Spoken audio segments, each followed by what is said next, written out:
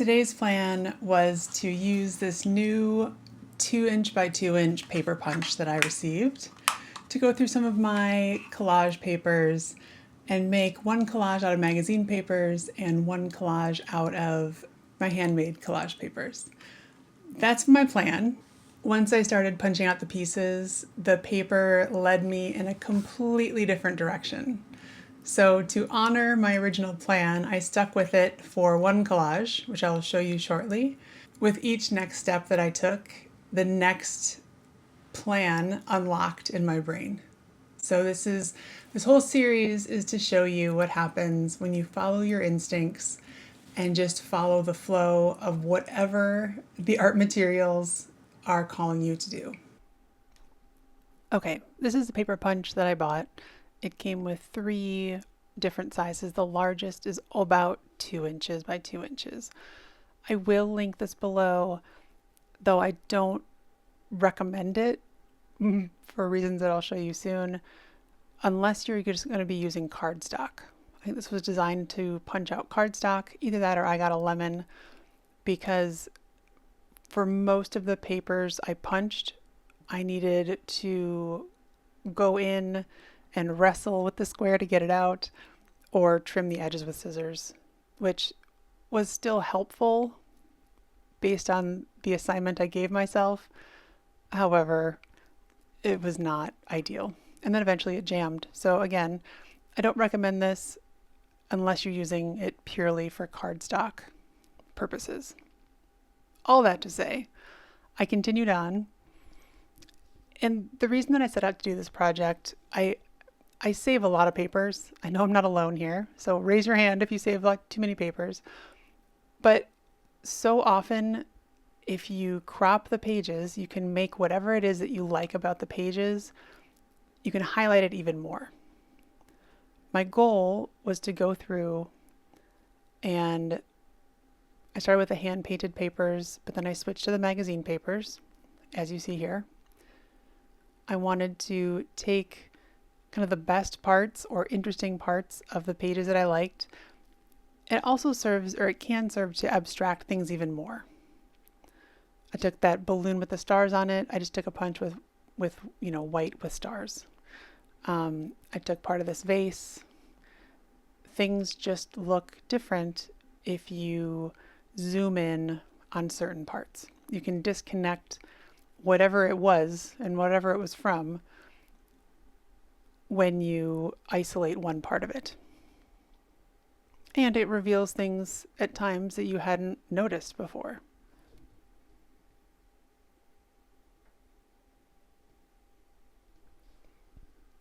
I think isolating things can help you, see your papers in new ways. And every punch somehow becomes beautiful in itself. I'm sure that's because it's part of the papers I already liked. So of course they're going to be beautiful in my eyes. This is when everything started to get jammed. It was not ideal. The punch just stopped punching. And then after a while, it only punched in the corners. So I would just push it down to get the corners isolated, and then I would cut out the page. It just still saved me from measuring, but I think we can all agree that this is not the easiest way to do this project. Once I got a selection of papers that I thought were interesting and different from each other, I started to arrange them.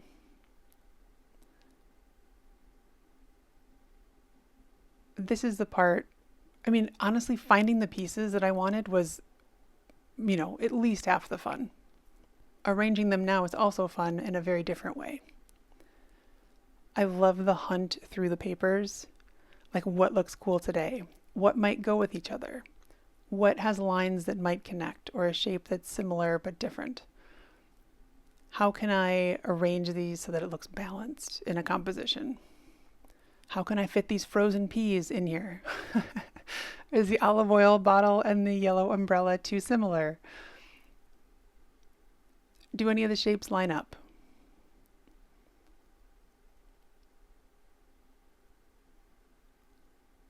It's a fun project to do. It's pretty easy because you're dealing with a whole bunch of uniform shapes. Each square here is 2 inches. That makes it very easy if I wanted to plan the size of something that I was making. Very easy to measure it out. Very easy to select the square size I wanted to know, based on what the size of the final project is that I wanted to make. I wasn't worried about measuring, but just to throw it out there. It's another way of restricting your choices.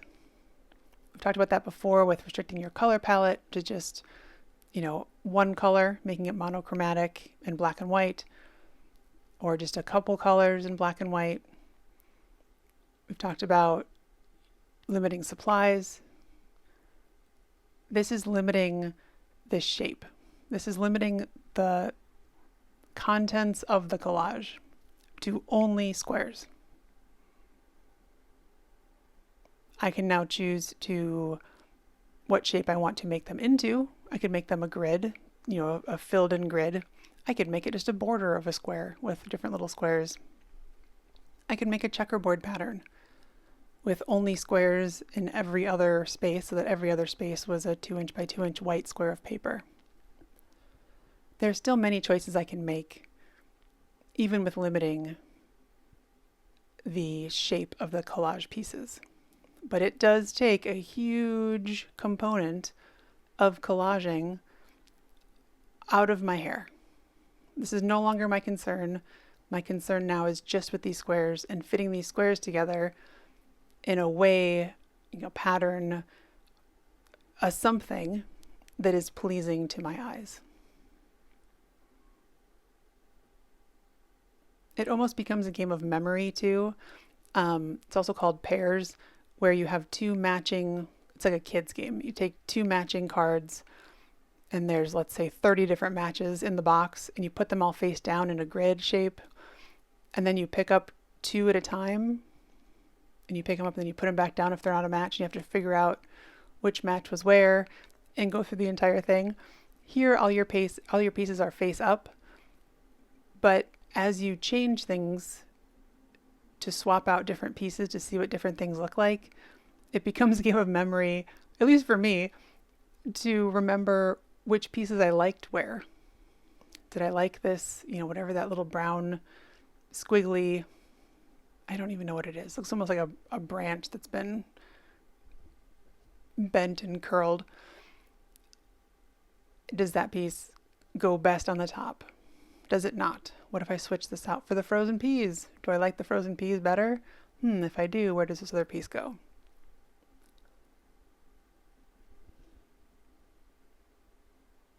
Perhaps there are some of you that know these things by heart, but for me it's so hard to remember.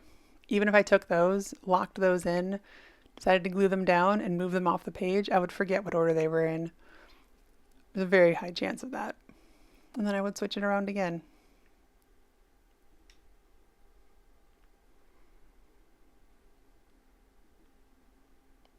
Starting with a plan is helpful, but in these 4 videos, I want to give you a great example of why it's good to hold on loosely to your plan. So I intended to make 2 grid collages. This is one that I'm doing on the right. And when I started cutting the punches out of my hand-painted collage papers, my plan got completely derailed. So I'll tell you more about that in a little bit. I still had planned on filling the entire page with these squares. So all the squares that I just punched out, I had imagined and envisioned this whole page being full of colored squares. You notice that pretty quickly I limited it just to 9. I don't know where that came from exactly. And maybe I was thinking that I would start with 9 and then add on. But because I was holding on loosely to my plan to begin with, it was easier for me to move into my experimental what happens if. What happens if I put this blue and white checker pattern from a bag of pasta in this bottom right corner? What happens if I put the rhubarb upside down on the bottom left? And then sit with it for a minute. See if you like it. A great way to know if you like it or not, and if it's, quote, done, is to put another piece on top to take the place of something and try out different pieces. It's like you're auditioning the piece to see if it belongs. If it doesn't belong in an obvious way, you take it out. This was an interesting thing. So the middle piece was initially a bunch of pink and orange flowers that I loved. I loved the piece. But when I swapped in the frozen peas that are in there now, I didn't like the frozen pea square as much as I liked the flowered square. However, for the composition and the balance of all 9 of these squares, I preferred the peas, even though I didn't necessarily want to. It's one of those, the whole is greater than the sum of its parts.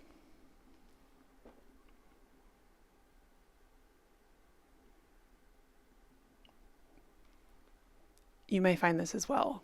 If you're putting pieces together and you keep trying to force your favorite pieces in and it's not working, something's just not right, try to let go of the piece that you are insisting on including. See if swapping it out for something else frees you up a bit more. We all do this. We all have our precious things that we want to include, our precious brush strokes we don't want to cover up with paint. It's really hard to let those things go. I hear you. I'm not saying you should. I'm saying be open to it.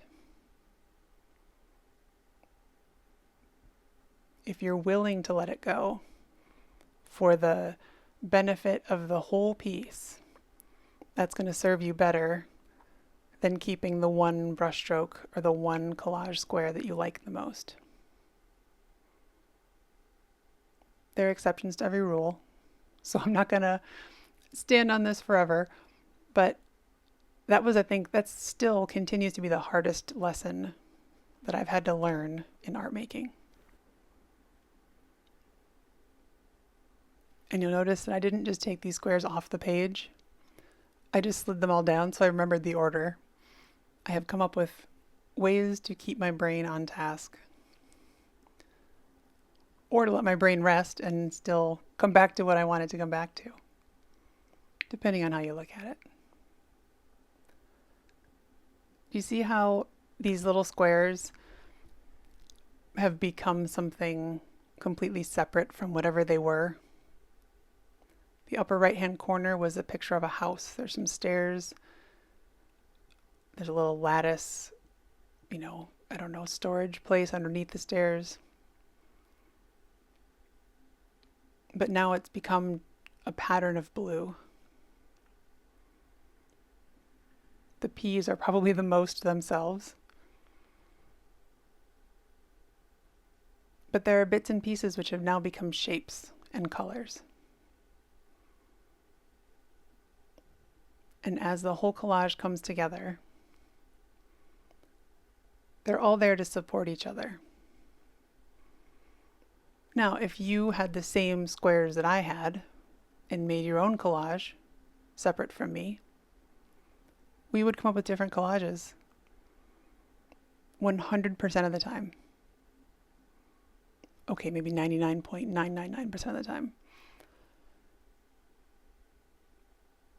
And that's what's so cool about art. We can have exactly the same materials and make completely different things. It's consistently my favorite thing about making art in community with others. when we did the tiny sketchbook reset in the community, seeing everyone's art based on the same prompts every day. It's so much fun to see how we filter the same information through our brains, into our bodies, into our hands, into our art supplies.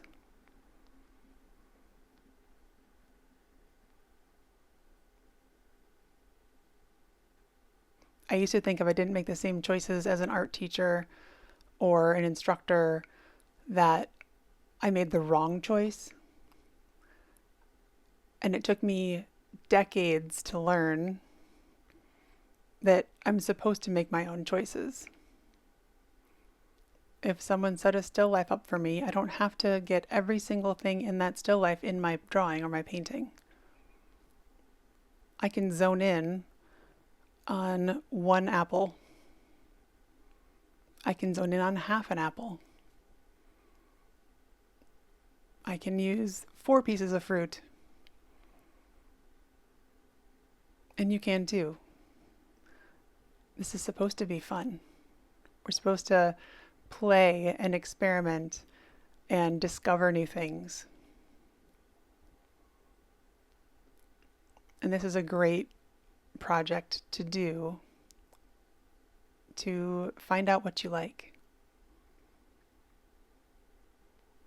I'm using matte medium today. I'm trying matte medium out instead of gloss medium. It's just glue. You can use a glue stick for this project, or anything else you'd like. I like to use a color shaper, this silicone brush, to kind of squeegee the glue out from underneath and then cover it on top as well. It helps to seal out the wrinkles, and it just, I don't know, it's easy cleanup. It's a system that I can't seem to break and don't really want to, so.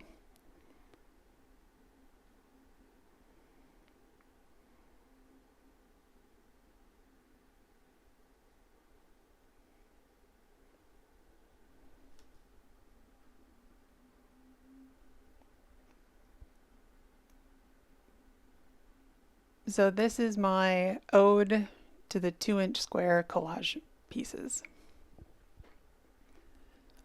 I had a plan to do 2 collages. I switched it to 1 because I got so distracted with the pieces from my handmade collage papers that I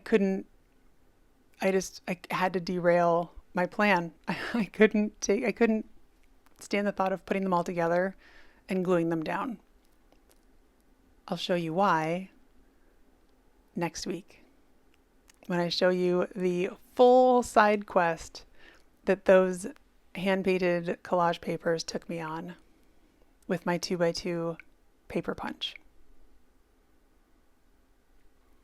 So starting with a plan is helpful, but staying flexible and experimenting and staying curious is where the fun lives. So what's a time that your art took you someplace you didn't expect? Let me know in the comments.